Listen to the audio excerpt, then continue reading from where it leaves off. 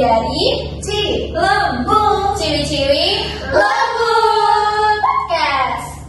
Halo teman-teman, kembali lagi bersama saya Aurel di podcast Cilembung, Ciwi-ciwi Lembut Podcast. Nah, hari ini kita akan membahas topik nih seputar psikologi. Kita hari ini kedatangan 3 narasumber nih teman-teman dari Universitas Sanata Dharma Fakultas Psikologi. Kenalan yuk. Halo semuanya. Jadi perkenalkan, nama aku Yemima Nafarita Octavia dari Fakultas Psikologi Universitas Sanata Dharma. Di sini aku berNIM 259114264. Halo semua, kenalin nama aku Carmelia Demu dengan NIM 259111421. Saya dari Fakultas Psikologi Universitas Sanata Dharma. Halo semuanya, aku Misha Puspakania Prihadi dari Fakultas Psikologi Universitas Sanata Dharma dengan NIM 259114234. Oke teman-teman, kita tadi udah kenalan nih sama 3 narasumber cantik kita. Nah sekarang tanpa basa-basi, langsung masuk ya ke materi pertama. Jadi tentu aja kita semua bertanya-tanya, apa sih itu psikologi? Nah mungkin dari kalian sendiri bisa dijelaskan definisinya psikologi? Oke, mungkin aku bisa sedikit menjelaskan ya guys. Apa sih itu psikologi? Jadi psikologi adalah ilmu yang mempelajari tentang kesehatan mental dan bagaimana manusia itu berperilaku, termasuk gimana cara manusia berpikir, merasakan, dan menghadapi segala situasi di dalam kehidupannya sehari-hari, begitu. Keren banget, boleh kita kasih tepuk tangan dulu nggak sih teman-teman? Jadi psikologi keren banget ya guys, kita bisa mempelajari manusia dan segala karakter-karakternya gitu ya. Betul banget. Keren banget. Oke, kita lanjut nih ke materi selanjutnya tentang aku kepo gini. Nah, kenapa sih kalian tuh milih psikologi? Mungkin ada latar belakang masa kecil atau mungkin passion minat kalian di sana. Boleh kamu jelasin? Oke, mungkin boleh aku sharing sedikit ya teman-teman tentang alasan saya sendiri untuk masuk psikologi. Nah, awalnya karena memang latar belakang saya tinggal di asrama kurang lebih 6 tahun. Dan ketika saya bertemu orang itu saya sangat senang ketika membahas mengenai karakter, alasan seseorang itu bertindak, dan ketika ada suatu permasalahan, cara untuk menyelesaikan itu ternyata berbeda-beda tergantung orangnya. Dan ketika di asrama saya merasa sangat senang karena saya bisa menjadi tempat cerita buat orang-orang, dan saya merasa psikologi menjadi salah satu tempat yang bisa saya eksplor lebih lanjut gitu ya. Gitu. Dan juga saya merasa ketika di psikologi beberapa pertanyaan yang belum terjawabkan itu terjawabkan nih di psikologi. Mulai dari ketika kita mempelajari begitu banyak teori, dan dosen-dosennya juga ketika kita memberikan pertanyaan dan mereka memberikan jawaban yang akurat gitu. Jadi itu memberikan solusi juga. Oh, berarti karena keingin-tahuan Amel jadi ini masuk psikologi gitu ya. Iya gitu. Oke, mungkin dari yang lain ada yang mau ditambahkan? Kalau dari aku pribadi sih, jujur aku tuh awalnya masih pelin-pelan mau masuk jurusan apa, karena kan kayak kita tahu jurusan di perkuliahan tuh ada banyak banget dan semuanya tuh menarik banget kan. Dan aku masih belum punya jurusan yang aku pengen banget. Akhirnya aku memutuskan untuk konseling sama guru BK aku, dan aku dikasih kayak tes minat bakat gitu, dan dari hasil tesnya ternyata 90% minat dan bakat aku tuh mengacu kepada psikologi. Wow, keren banget sih. Jadi dari sana aku memutuskan untuk udah coba dulu kan, dan ternyata setelah mencoba jurusan psikologi itu ternyata menyenangkan banget dan banyak banget ilmu-ilmu baru yang bisa aku dapetin dan aku bisa terapkan ke diri sendiri atau orang lain. Jadi kayak gitu sih. Keren banget, berarti berawal dari tes bakat ya. Jadi misal masuk ke jurusan psikologi. Oh gitu. Nah teman-teman, tadi kan kita udah mendengar nih alasan narasumber kita masuk ke jurusan psikologi. Nah lanjut aja yuk ke topik selanjutnya, yaitu Stereotipe. Nah, kan banyak orang nih yang melakukan stereotipe terhadap jurusan psikologi nih. Nah, aku nih punya data. Nah, data dari The Audisi ini survei pada tahun 2017 dari beragam universitas di seluruh dunia tentang apakah jurusan mereka terkena stereotipe. Nah, teman-teman bisa dilihat di sini kalau misalnya 75% orang menyatakan bahwa mereka itu terkena stereotip, sedangkan sekitar 20% itu tidak dan sekitar 10% itu tidak yakin. Nah, artinya nih kan pada banyak orang yang melakukan stereotipe terhadap jurusan, khususnya ini psikologi. Nah, kita masuk aja yuk guys langsung ke macam-macam stereotipe psikologi. Nah, yang pertama adalah psikologi dukun. Nah, banyak nih teman-teman yang berarti masuk psikologi nih bisa meramal orang nih, atau bisa langsung membaca pikiran orang nih. Nah, kalau dari kalian sendiri ada yang bisa meluruskan stereotipe itu nggak sih? Nah, jadi aku mau meluruskan stereotip kalau anak psikologi itu dukun. Bukan ya teman-teman ya. Mungkin kayak kita kelihatannya, loh kok dia bisa baca isi pikiranku ya, aku lagi kalut, aku lagi stres, padahal aku tuh nggak bilang. Jadi anak psikologi itu bisa tahu kamu lagi stres, lagi kalut, itu bukan karena kita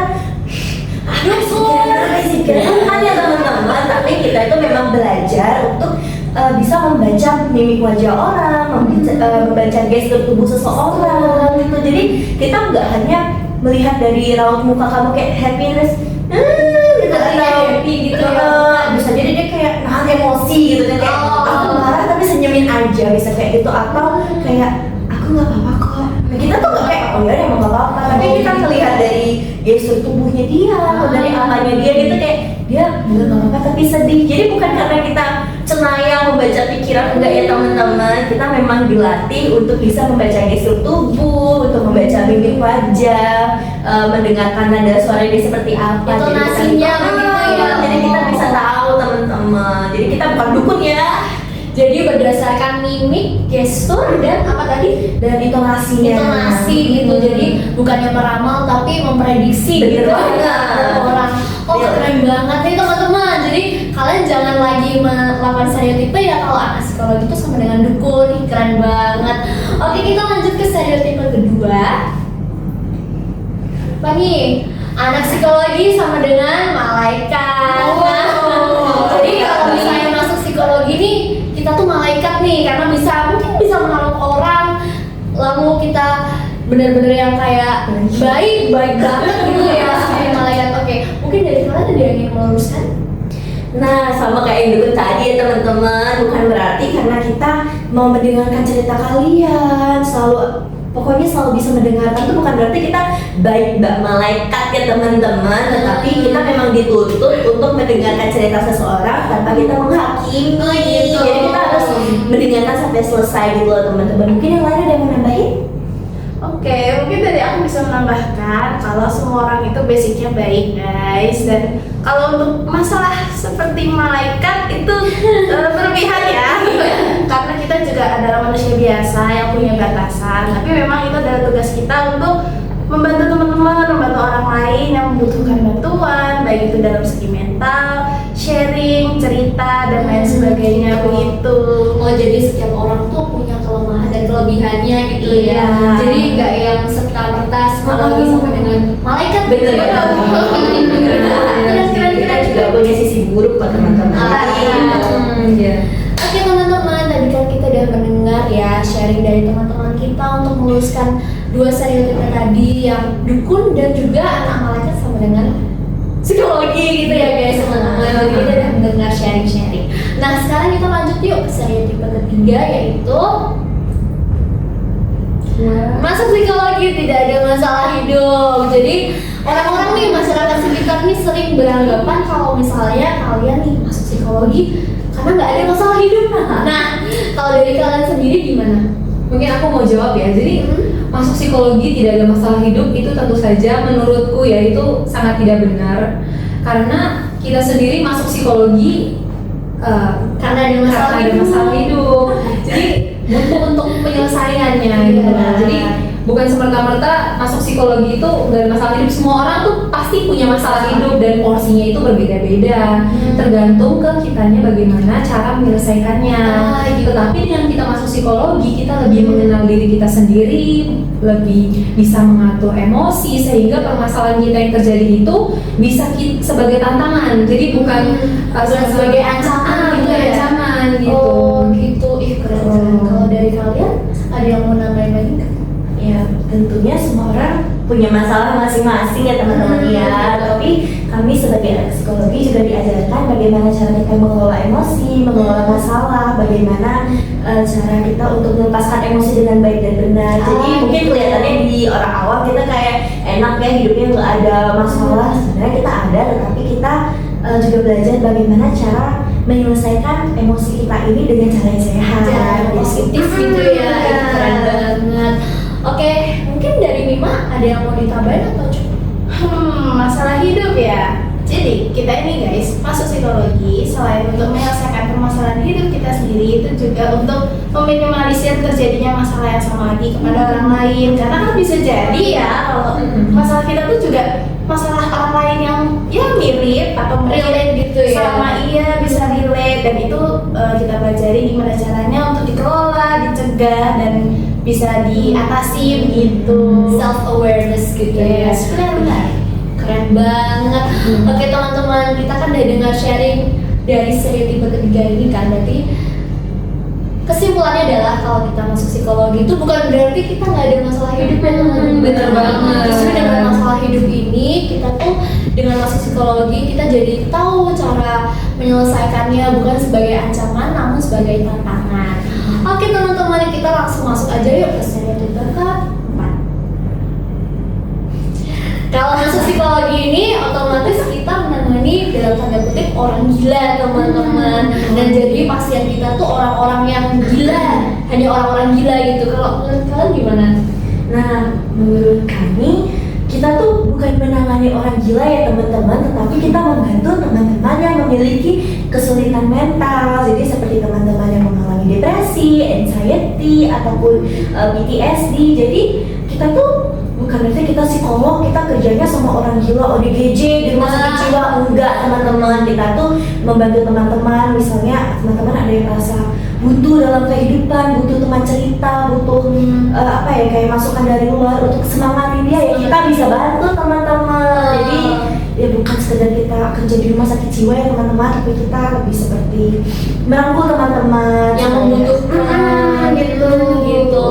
Ih keren banget sih. Mungkin dari yang lain ada yang mau Mungkin ditambahin? dari aku untuk menangani orang gila itu menurut aku juga salah ya teman-teman, karena di bidang psikologi itu berbagai macam gitu. Misalkan ada dari psikologi klinis, psikologi perorganisasi ya, dan HRD. Jadi benar-benar sangat banyak gitu untuk jenis-jenisnya. Jadi psikologi bukan semerta-merta hanya untuk menangani orang gila gitu. Jadi mungkin dari data yang ada mungkin bisa disimpulkan lebih kebanyakannya itu psikologi klinis yang banyak orang menangani gitu. Tapi sebenarnya psikologi itu luas ya. Luas. Jadi nggak hanya menangani orang gila, tapi bisa organisasi tentang aspek kemanusiaan gitu ya. Oh gitu teman-teman. Oke, mungkin dari Mima ada yang perlu ditambahin? Sudah Cak. Ih keren banget. Jadi nggak hanya menangani orang gila teman-teman, tapi juga dengan psikologi, dengan ilmu psikologi kita jadi bisa memanusiakan manusia gitu ya. Benar. Keren banget. Oke guys, tadi kan kita udah bahas nih keempat stereotipe, mulai dari psikologi sama dengan dukun, psikologi sama anak psikologi sama dengan malaikat, terus habis itu anak psikologi gak punya masalah hidup, sampai stereotipe keempat ini psikologi menangani orang gila. Nah, tadi kita udah dengar klarifikasi dari 3 narasumber kita. Nah, sekarang yuk langsung aja kita masuk ke materi selanjutnya, yaitu T-Session. Nah, di T-Session ini teman-teman kita akan bahas sesi sharing pengalaman oleh narasumber tercinta kita. Nah, sebelum kalian pada sharing, boleh nih kita minum-minum dulu, kita relaksasi dulu pokoknya. Thank you. wah air nih.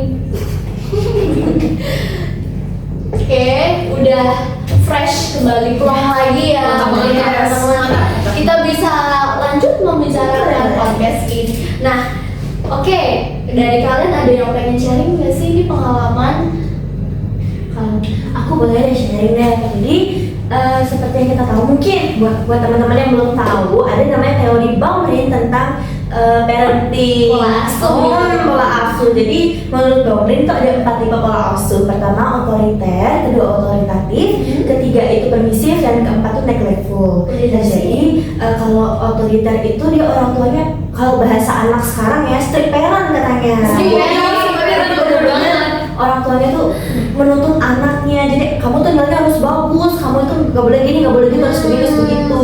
Biasanya hasilnya itu anaknya akan jadi super penurut, tapi dia tuh gak mau ini loh, kayak dia takut untuk mencoba karena dia takut, aduh kalau salah gimana ya, aduh ini kan Nggak percaya nggak diri.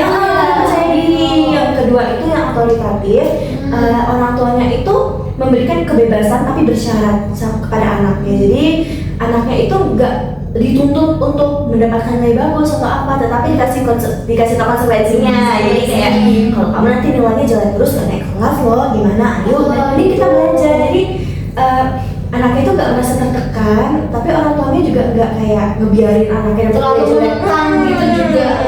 Yang ketiga permisif itu tipe orang tua yang anaknya apa nih terserah kamu Dimanjain, dimanjain. anak mami. Bener, apapun itu boleh, yang penting anakku bahagia, tipenya yang kayak gitu. Kalau yang keempat neglectful ini dia lebih ke nggak peduli, kayak ya udahlah mau anakku mati mau anakku hidup terserah, tipe orang lain kayak gitu. Nah untuk di session kali ini aku punya cerita tentang teman aku, kita panggil saja dia Melati ya teman-teman ya. Nah si Melati ini kebetulan dia tumbuh di rumah yang otoriter banget. Jadi Melati ini pernah curhat ke aku kalau dia sebenarnya punya passion di bidang melukis. Dia tuh pinter banget melukis dan aku tuh kagum banget sama hasil lukisannya dia. Dan dia tuh bilang ke aku kayak dia tuh pengen masuk kayak di kafe itu kan awalnya. Tetapi orang tuanya dia tuh kayak selalu menuntut untuk masuk ke kedokteran. Jadi dia tuh masuk jurusan IPA karena dipaksa, dia ikut banyak olimpiade sains itu karena dipaksa supaya dia bisa masuk ke kedokteran. Padahal dia sebenarnya kepinginnya masuk di kafe karena banyak passionnya dia seni. Dan akhirnya kemarin dia kan dipaksa untuk masuk PTN ya, yang ternama Fakultas Kedokteran. Dia tuh bener-bener stres banget sampai sakit. Dia kalau dari pengamatan aku sebagai mahasiswa psikologi, dia kayaknya terkena psikosomatis. Jadi buat teman-teman awam yang belum tahu apa itu psikosomatis itu intinya penyakit yang muncul karena tekanan psikologi kita teman-teman. Nah, dia tuh langsung gak enak badan, muntah-muntah, pokoknya semua penyakit itu keluar. Dan dia tuh jadi gak ada semangat hidup gitu loh. Dia merasa tertekan banget.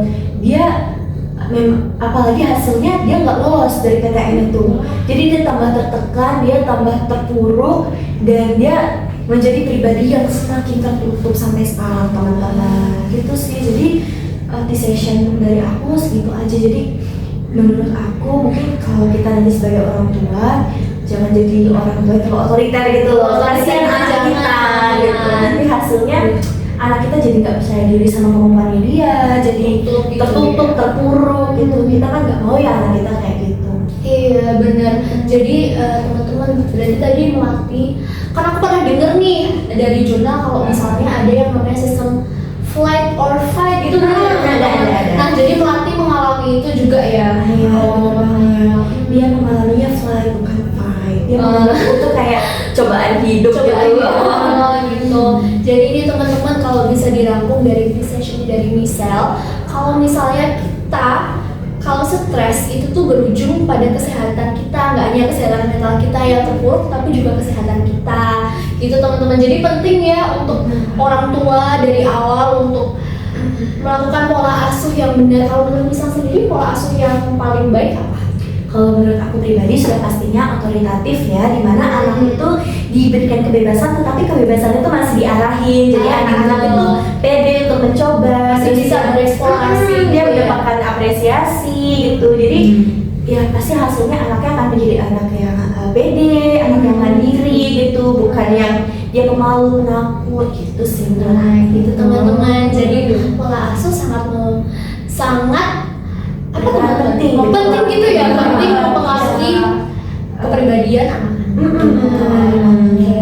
Mungkin dari kalian apakah sudah cukup atau Mungkin aku nambahin sedikit, kalau pola asuh itu juga bisa digabungkan guys. Jadi misal kayak gak cuman satu pola asuh aja kayak otoriter, dalam satu panjang kehidupan anak itu otoriter, itu bisa saja. Tapi dalam satu kehidupan itu juga bisa ada banyak pola asuh di dalamnya. Misal kayak orang tua yang dulu mungkin meninggalkan anaknya entah untuk bekerja, yang kemudian anaknya dirawat oleh eyangnya, itu kan pasti mendapatkan pola asuh permisif ya, kayak dimanjai dan lain-lain. Itu bisa berubah ketika anak itu kembali ke tangan orang tuanya. Mungkin orang tuanya otoritatif atau bahkan mungkin otoriter, dan itu bisa pengaruh banget juga ke anaknya. kepribadian guys. anak? Oh gitu. Bener. Keren banget teman-teman, bisa beri aplaus gak sih buat kita? Oke teman-teman, mungkin di session ini udah selesai ya teman-teman, karena mengingat batas waktu juga. Mungkin kita bisa beralih langsung ke Oke teman-teman, kita masuk ke sesi terakhir ya teman-teman, yaitu curhat sama AI, yay or nay. Jadi psikologi, kita akan membicarakan psikologi di tengah modernisasi dan digitalisasi. Nah teman-teman, aku punya data nih. Jadi data ini dari Populix. Judul laporannya adalah AI in Everyday Life. Jadi bagaimana masyarakat Indonesia itu menggunakan AI dalam kehidupan sehari-hari.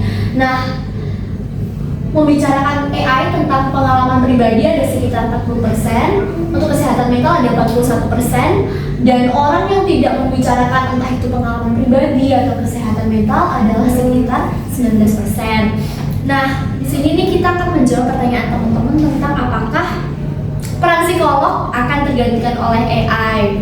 Oke, kita akan langsung diskusiin aja ya sama narasumber kita. Jadi kalau menurut pendapatku pribadi perihal psikologi ya, apakah akan tergantikan sama AI atau enggak? Menurutku dan dari beberapa sumber yang aku baca itu psikologi itu nggak bakal tergantikan sama AI guys.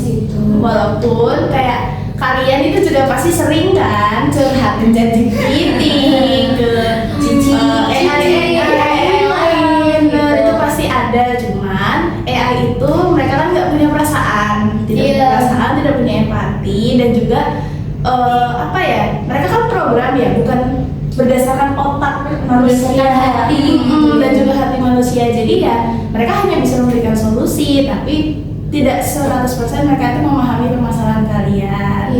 Gitu. Jadi sih nggak bakal tergantikan ya, karena siapa sih yang bisa memahami manusia kalau bukan manusia itu sendiri? Bener banget. AI kan nggak punya empati teman-teman, jadi nggak bakal tergantikan gitu ya. Keren banget teman-teman. Mungkin dari yang lain ada yang mau ditambahkan? Apalagi kalau aku deh ya, kadang kan kita ngerasa nih ChatGPT ngerti banget sih, aku mau curhat ini dia balesnya selalu nenangin aku, selalu pokoknya kita yang dibela. Itu sebenarnya juga program komputernya ya teman-teman, kan dia melihat dari data kita terus dia simpulkan.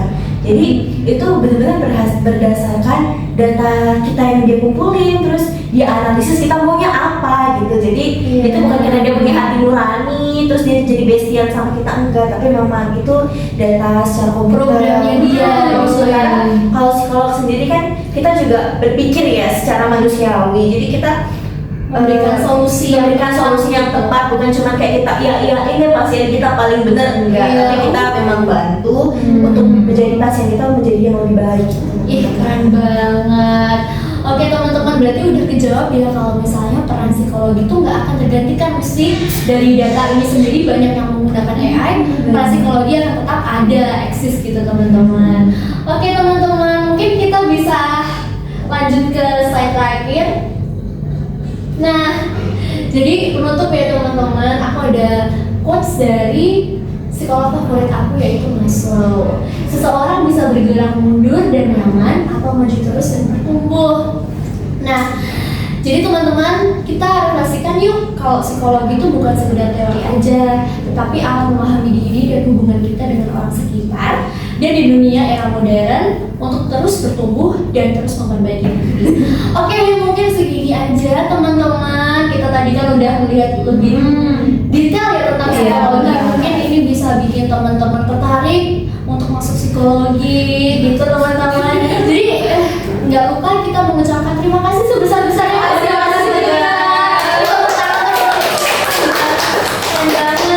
Oke, mungkin teman-teman segini aja. Makasih ya teman-teman sudah menonton video kami dan juga podcast Cilembu.